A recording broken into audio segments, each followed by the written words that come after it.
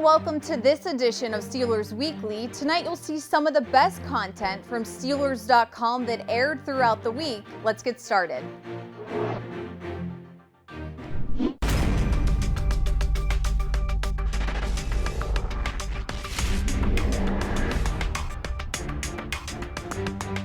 I was on Edelman one time in the slot. I knew he was going to throw the ball right away, and he did as soon as we threw it right to him. So he knows where he's going with the ball. It's the same story every time. If you don't keep drives going, you don't stay in a rhythm, and they get up some scores, and that's what happens. You get one-dimensional, and it's not fun. Good friend, really good guy, and I wish him the best, moving forward. You talked to him at all this morning? Yeah, he came through here and said goodbye to a bunch of coaches and players, and that's the kind of guy he is. He's a first-class dude. All right, that is some fresh sound from inside the Steelers locker room the day after the loss to the Patriots. Of course, Mason Rudolph there talking about the departure of Josh Dobbs. Everybody getting a chance to say goodbye to him this morning as he heads to Jacksonville. But sticking with the Pats and maybe some not so great predictions on our end, it is time now for our time capsule.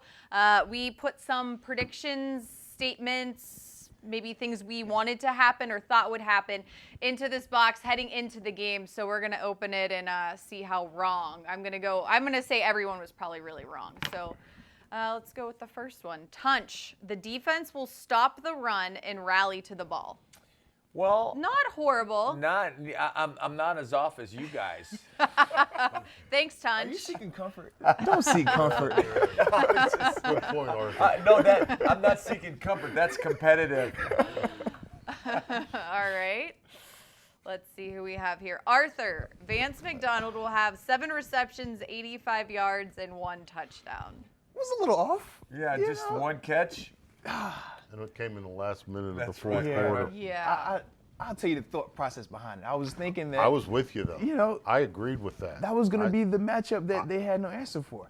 Right. I figured Juju would get his attention, James doing his thing on the ground, Vance is the X factor. And then when the game started and Van Noy wasn't playing on top of that, Right. I was like, oh, this is perfect. You were It's like, set wow, up. It's about to happen. Yeah, I agree. Yeah. When Van Noy went to watch his wife deliver Yeah. a baby, that was who's going to cover Vance. But Boy, when what that, do you but think why, Tunch why, thinks of that decision? The way he worded that. We have enough to worry about than that. the question I have is I would have rather gone 4 receivers and Vance instead of 5 receivers because you want a big guy that is physical out there, and I question that a little The bit. Vanimal. Yeah. You wanted a stiff arm. All right. Sorry, Labs, I'm going before you. This was very wrong. I said James Conner will have over 100 yards rushing. Yeah, 10 Only for 21. 79 short. Yeah. You're well on your way. I really did think, not that, the Patriots knew what Jalen Samuels did to them last time, but I really thought with the Steelers O-line, just the continuity that they have, James Conner being in better shape, and them really maybe seeing what the Patriots were going to do against Juju and those guys, that it would open up the Steelers' run game. And yeah. See, I thought that the Vance McDonald contributions in the passing game were going to be tied to James Conner's success on the ground, because if the Steelers could have established Vance McDonald as a threat in the passing game, it might have enticed the Patriots to go dime, which is 6 defensive backs, and that's how Jalen Samuels went nuts last December at Heinz Field running the ball. So, I was with both of you and wrong twice, and thankfully I didn't pick either of those things. Well, let's see what you picked, Labs, since we have one more here. All right, Labs, you said that Devin Bush is going to be eased into the NFL. Yes, and he played more snaps at inside linebacker than any other inside linebacker. He led the team in tackles with 11. I just thought, again, based on last year's game at Heinz Field, Mike Tomlin elected to play Vince Williams 59 out of the 62 snaps. And he said after the game that even though playing Vince maybe didn't create the most advantageous matchups, the communication advantages that Vince gave the defense, he believed was worth it. Yeah. And so I thought that communicating in Foxborough was going to, as we were talking. Last Sunday, the biggest disappointment was the offensive line. Agreed. I love the offensive line.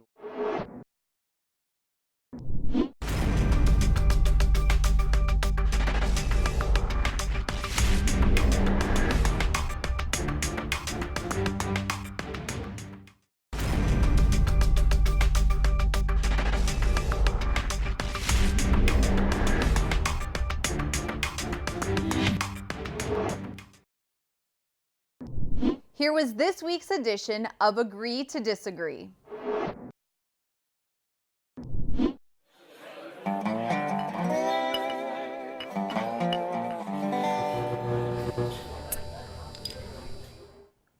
Everybody, it is Wednesday, so you know what that means. It's time now for Agree to Disagree, the show with the motto, I'm right, he's wrong. all right, at least one of them held their bobblehead up. All right, statement number one. Labs, you will go first. Last Sunday, the biggest disappointment was the offensive line. Agreed. I love the offensive line, a lot of respect for those guys and how good they are. But to me, it's a situation like this. If you have a child who is a very high achiever, high IQ, usually gets all A's, and he brings home a D on his report card, you're extremely, extremely disappointed, even more disappointed than you would be if you had another child whom you might also love, who's a middle-of-the-road achiever, typically a C student. If he brings home a D, you're mildly disappointed. And the source of my disappointment was really those 3 short yardage situations in the second quarter when the Patriots turned a 10-0 lead into 20-0 when the Steelers couldn't convert a 3rd and 1 with a run, another 3rd and 1 with a run, and then a 4th and 1 on a dropped pass. Now, we can argue about those play calls and the formations and the personnel that was in the game, but I got to believe that if you're thinking of yourself as the best offensive line in the NFL, you should be able to get 1 yard on the New England Patriots. I'm going to disagree, and you make some good points about the O-line, and 3 points is not going to get it done pretty much against anybody. But my biggest disappointment was the play of the defense. The Steelers have spent a lot of time and effort and energy trying to acquire players to clean up what was wrong last year, practicing to clean up what was wrong last year. And then on the biggest stage possible, we saw a lot of the same stuff that we saw last year and that we usually see up in Foxborough against Tom Brady. Big plays against, miscommunications, no turnovers, missed tackles, matchup issues, the linebackers unable to consistently cover running backs and crossing routes. It just was more of the same. And Labs, I get your point about the gifted child versus maybe the other child, but they went out and got some different children, and they were hoping for better. And it turns out they did just what the other kids were doing. They got to play better on defense this year. All right. Time for statement number 2. This Sunday, the biggest improvement needs to come from their approach. Pursuta, you're first this time. I agree, and I may be out on an island on this one. I've bounced this off of several players. They disagree. Mike Tomlin disagrees, but I think the Steelers were just, for lack of a better descriptive phrase, off their feed in New England. There was a lot of stuff in play, intangibly and emotionally. This was a chance to make a statement. All the stuff they've been talking about since the spring about togetherness and harmony. It was a chance to get back at the Patriots, a bit of a white whale game, as Labs referenced it last week. The Antonio Brown saga and him joining New England, the Patriots unfurling their banner and having another coronation. I just think the Steelers were a little bit distracted. They were a little bit out of their element, off their game. I'm not sure how to exactly put my thumb on it, but I haven't seen a performance that disconnected since a couple of years ago in Chicago in what we not so fondly remember as the national anthem game. I think you'll see the Steelers looking a whole lot more like the Steelers this time. I'm going to disagree, and I'm going to stick with something a little bit more tangible and less existential. As my colleague here, I'm going to say that what I think really needs to improve the most this weekend is the play of the wide receivers. There were not a lot of open players throughout that game in Foxborough. There were some guys who were open short. There were a couple of occasions where maybe if Ben would have dropped it perfectly in the bucket deep down the sideline, there would have been a couple more guys open deep. but Ben after the game said he has to do a better job of getting the ball where the receivers can catch it. Well, for my money, the receivers need to do a better job of catching the ball once it comes to them. And that intermediate area, 15 to like 30 yards, is where NFL receivers make their money, where NFL passing attacks are effective. As a team, you got to be ready. When the lights are on, it's go time at all times.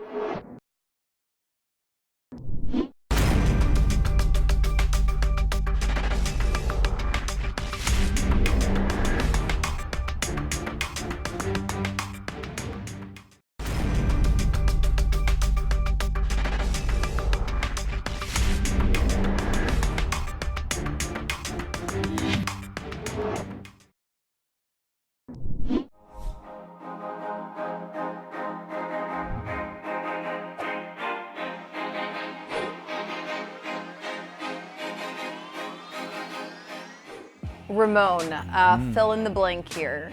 Sunday's game was? Not a good showing. I feel like we were just a little behind. But a reality check more than anything. There's always, I've heard some people say a loss isn't a loss, it's a lesson. So that's what it is. The good thing about it is it was the first one. We get a chance to wash that one away with a bunch of good things to come. Coach Tomlin said immediately after the game that you guys were not ready for prime time. Was he A, accurate, and B, what did you take that to mean? I agree with him. I took it in the sense that you got to sit back and evaluate yourself. The team that we played this past Sunday, they were ready. We thought we were ready in a sense, in a way that said that we should have been better. It was a little stuff that happened, the missed blocks, or maybe a drop ball, or just a missed play just all together. And as a team, you got to be ready. When the lights are on, it's go time at all times. And like I said, I think it was more of a reality check than anything. For the offense, what was it like going back, watching the game film, and maybe seeing the things that did go wrong? So many missed opportunities. That game could have easily been 14-17 at half. And just routine plays that, like Coach C said, we showed up to play, but we weren't in a position to make those plays. That's all it was, more than anything. And if we want to be the team that we desire to be in February, we got to correct those things quick. My good friends Tunch and Wolf, who I'm sure you get an earful from often, their whole thing is, hey, we don't see the starters enough in the preseason. Do you feel like that could be part of it? That's always up for debate because you want to protect your guys so you can get to the season. I think for the most part, teams ascend up for the ones that are in contention for the Super Bowl. So either way, I think you got to shake the rust off no matter what. And playing maybe 20 plays in a preseason game may help, or maybe 20 plays get your star quarterback or one of your main players hurt too. So it's a very fine line right now, and it's a huge discussion. So it's yet to be seen. When you guys are able to run the ball, the O-line takes a lot of pride in that. So when you are not able to run the ball, do you guys take that personally? I think now with the group that we have, we understand why we were throwing it. I think at one point in time we had like 17 passes, and that's all in a sense to be able to try to cut the gap down in the points as quick as you can. The quickest way to doing that is usually by passing. So we don't take offense to it. It's just one of those necessary evils when you get behind. How quickly do you guys, or have you turned the page to Seattle and realizing you still need to go play another game? It's your home opener, which is a good thing. You'll have the crowd on your side. I'll say this about the game with the Patriots. Other than like the public embarrassment of the score, it was a lot to learn from. It was a lot to be like, okay, we got to get our stuff together real quick. So moving on to Seattle is definitely the main focus of us right now because we have to. We got to shake this terrible feeling off of us, and that's just where we sit. Being competitors, you always look forward to the next opportunity when you have a showing of what we did on Sunday night. Does preparation change at all when you're facing a team that you don't see often to get ready for them in terms of game plan? It's more or less learning them really, really quick in a short amount of time because we saw them, I think, 4 years ago now. So they've had a lot of stuff to change, I'm sure, from the last time we played them. And they come here this time. So It's fun, but it's also get familiar really fast. Does it help at all that they faced the Bengals week 1 and that's a team you guys are familiar with when you're going back and maybe watching this year's game tape? Yes, because we know their players a whole lot better than, let's say if they'd have played San Francisco the first game. I can judge myself off of how they played against the Bengals offensive line. So it'll be a good study for us for sure, but they're coming here and we got to make sure we're ready to go. We're going to be a little quiet because right now we are inside UPMC McGee Women's Hospital where the newest rookies for the Steelers are meeting Pittsburgh's newest rookies. Some proud parents as the Pittsburgh Steelers rookies look on at some cute little babies.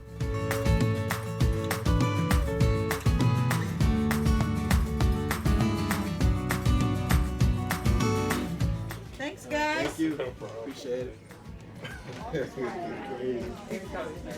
It's great because it really is a marriage of two iconic Pittsburgh institutions, the Pittsburgh Steelers and UPMC McGee Women's Hospital. So we're thrilled to have their rookies come and see our rookies, which we are pleased to have every single day of the year.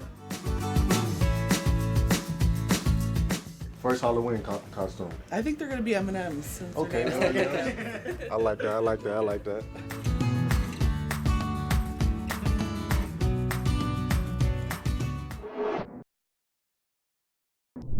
All right, guys, mine's a little generic this week, but it is communication on defense for the Pittsburgh Steelers.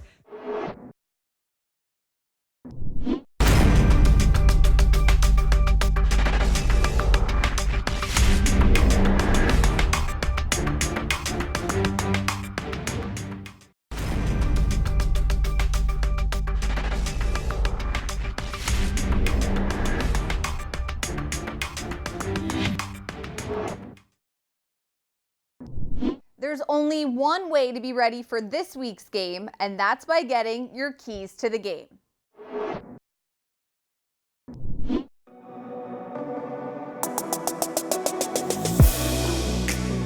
Hi everybody, welcome inside the UPMC Rooney Sports Complex. It's time for your keys to the game, presented by your neighborhood Ford store. I'm Missy Matthews, joined by Arthur Moats and Tunch Ilkin. So let's get right to it. Arthur, what is your key for Sunday? Man, it starts up front with the defensive line, in particular the pass rushers. It's important that they not only pressure Russell Wilson, but they have to finish their rushes because we've seen so many times where Russell will take a potentially negative play and turn it into a positive. So I think it's imperative that they finish those rushes and make those negative plays really be negative plays. You know, Arthur, one of the things he does is he does the read option on play action pass, and sometimes he pulls it. How hard is that for the defense to be aggressive or to be flat-footed? Man, it definitely presents its challenges with that read option, but it's important that you understand your assignment. If you have to tackle the dive, tackle the dive. If you're responsible for the quarterback, play the quarterback, and that's all you do in that regard, because when you start being indecisive, now you're playing slow, and if you have to react, you're going to be a step late, and now that play becomes positive for them. And that's the kind of insight you get from Arthur Moats. My key to the game is on the offensive side of the ball. What I saw Cincinnati do was take the dink and dunk passing game. And one of the things you notice about the Seattle Seahawks back seven is they'll give up the underneath stuff. And then you hit the underneath stuff, So Ben's got to be patient. But all of a sudden, then they start jumping routes, and then you go over the top. And that's what Cincinnati did with John Ross. Absolutely, and I'm sure we could both agree on this. That Seahawks secondary is no longer the Legion of Boom. Right, they're not the They Boom. have a ton of question marks back there, so I agree with you on your tip. All right, guys, mine's a little generic this week, but it is communication on defense for the Pittsburgh Steelers. Coach Tomlin told us on Tuesday it was TJ Watt having the green dot on his helmet. He was the defensive quarterback. Typically, we see the middle linebackers or even a safety doing that job, but it was a little different this week, and that was due to the middle guys rotating so much and maybe having Cam Kelly back there at safety as well. So I think for TJ, it's to continue to grow that role if he is called upon once again this week. But also, those guys on defense, you could just tell when they were coming off the field, everybody wasn't on the same page, which at least if everybody's doing the same thing, as Coach Butler always preaches, I know you know this, Arthur, Yes, at indeed. least you're on the same page, right? Absolutely. You rather all be wrong, Right, than or all have be you right. guys be right. Well, you know, when you saw the coverage busts, and if you coverage bust against a quarterback like Tom Brady or a quarterback like Russell Wilson, you're going to pay. And today in practice, you heard Mike yelling, "Communicate, communicate, communicate." All right, we'll make sure we all communicate Yeah. too. Yes, indeed. All right, those are our keys to the game presented by your neighborhood Ford store.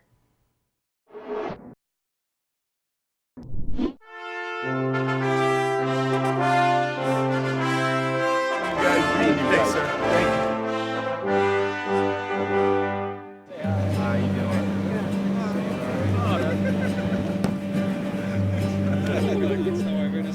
There's been more than 2,100 veterans and guests that have come through this facility.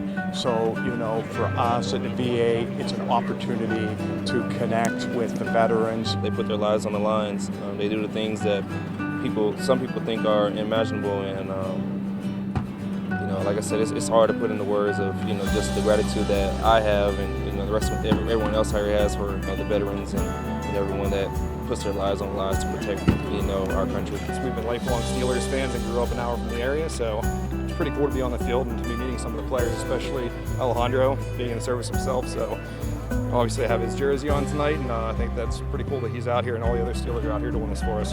What's it like being out here tonight to Adele?